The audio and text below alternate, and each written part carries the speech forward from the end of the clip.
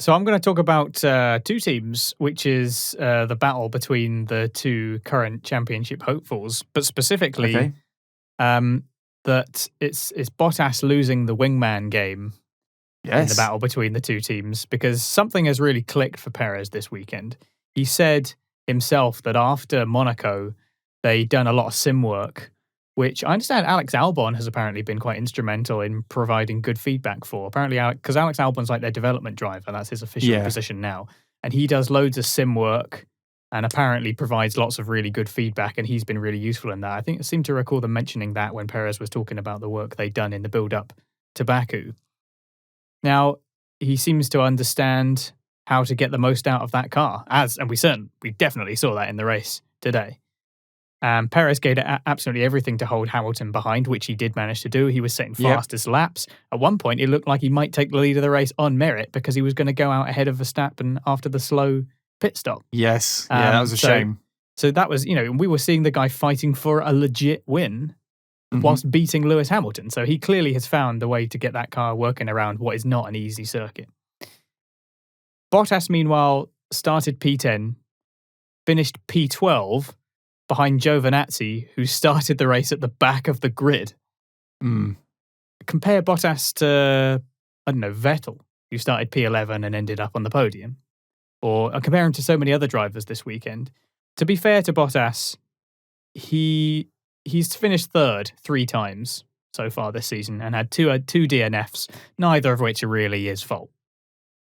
But Mercedes no longer have that dominant car to depend on. No. So does it look like the supposedly unspectacular but reliable Bottas is going to be the main factor in Mercedes losing the Constructors' Championship and potentially the Drivers' Championship as well, because Hamilton will find himself in the same position that Verstappen was in before, where he didn't have his teammate to support him. Yeah.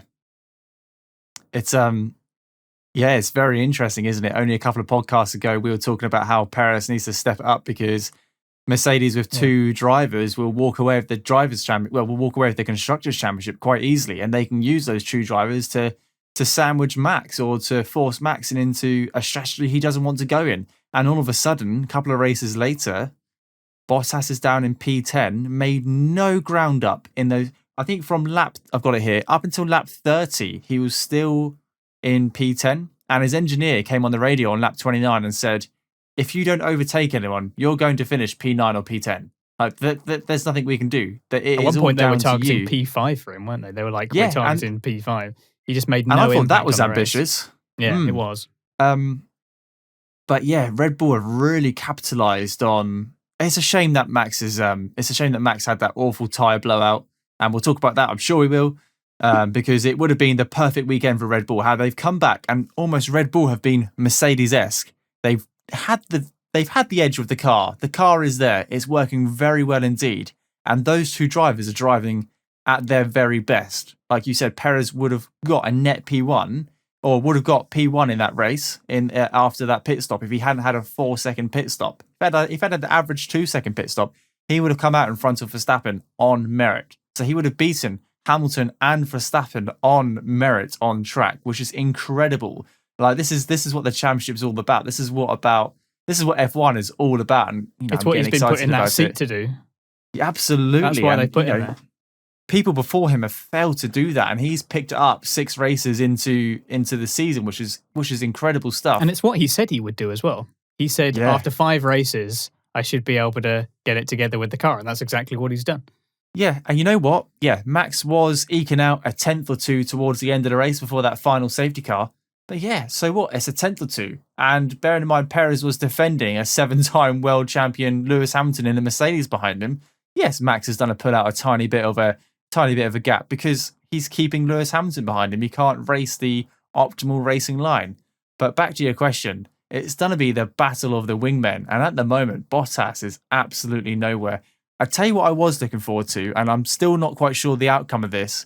Giovinazzi got Bottas on the straight, and I thought, who's next? George Russell. And I thought, if you're George Russell, you've got no points to your name in the Williams car. You've got nothing to lose, have you? You've got nothing to lose. You're going to do a dive bomb on Bottas just to prove a point. Just Similar to say, version 2.0. Yeah, and hopefully a little bit more successful.